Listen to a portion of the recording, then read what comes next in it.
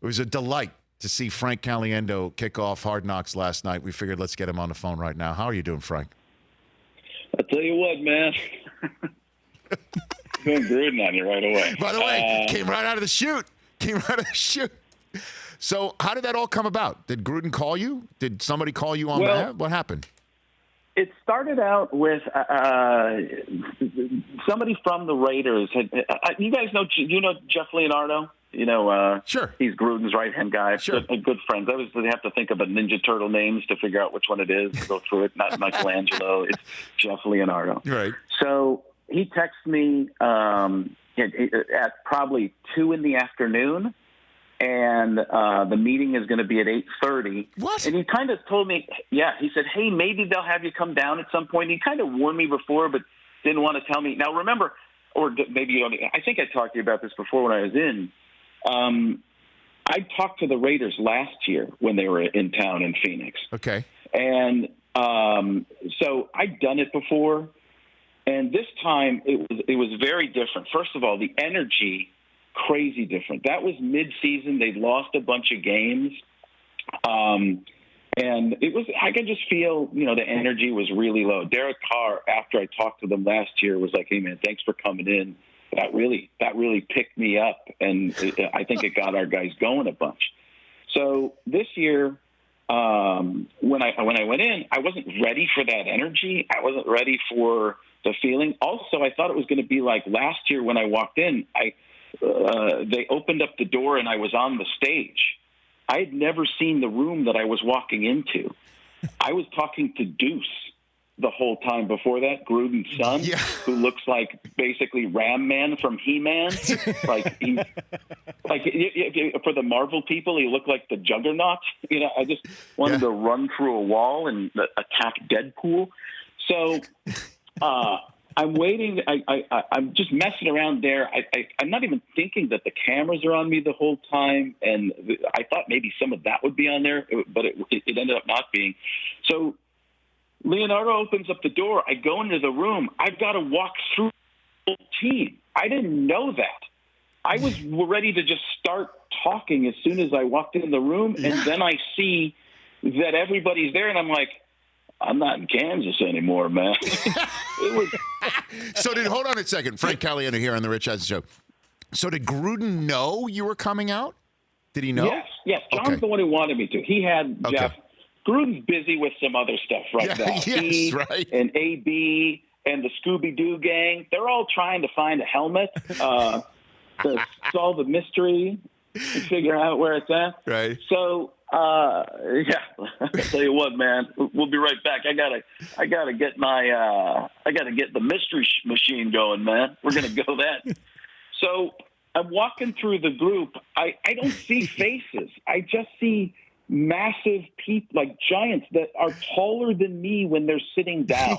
Right? I'm just going through a CP. I get up front, and my whole thing was my idea was to mess with Hunter Renfrow because of his singing the week before. Right. The Lean on Me, which was a big thing.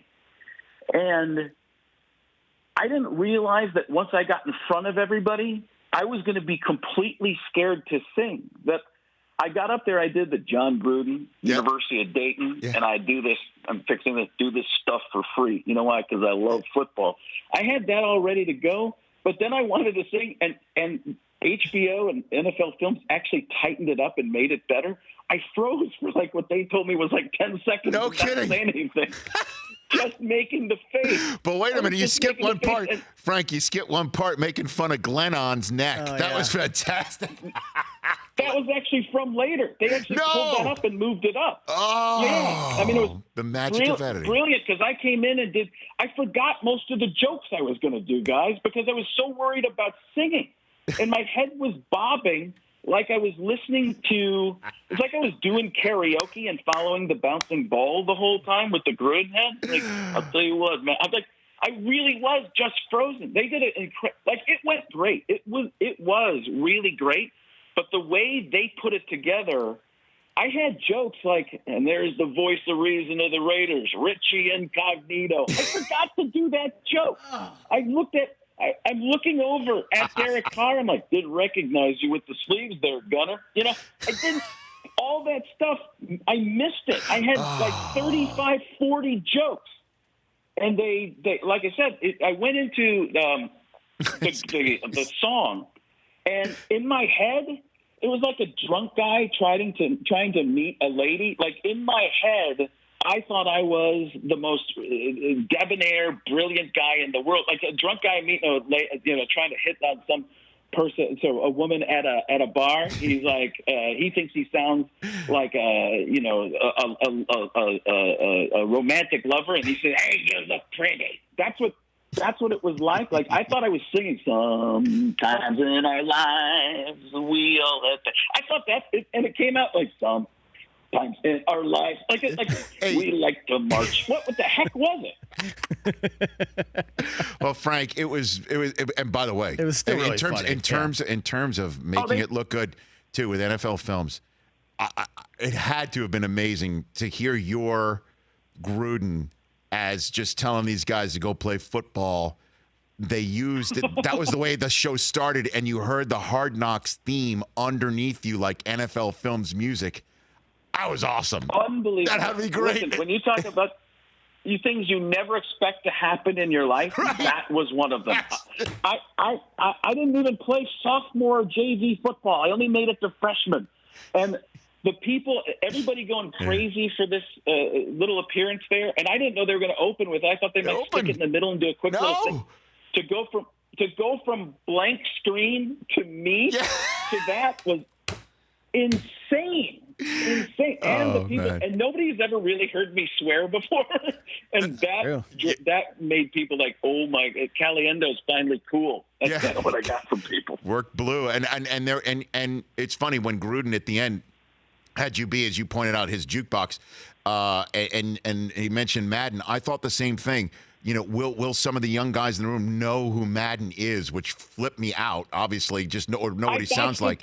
Rich, I botched it there, too. He was on episode 1. I should have talked about the 7-man sled. You use the 7-man sled. Some people use an 8 minutes, 8-minute abs. No, 7 minutes. They use a 7-man sled and 7-minute abs, but the big guys, they use the 8-man sled. You can go to a 6-man sled. I should have just referenced the ship, but I was so lost. I did not know where Gruden was sitting. He was sitting right in front of me. I didn't see him. That's right. How do you miss him? He was beat red. If I'd have looked at him at the right time, they're like, "Hey, John, you look like you could lead Santa's sleigh right now, man." It was like the end button on the telephone, man.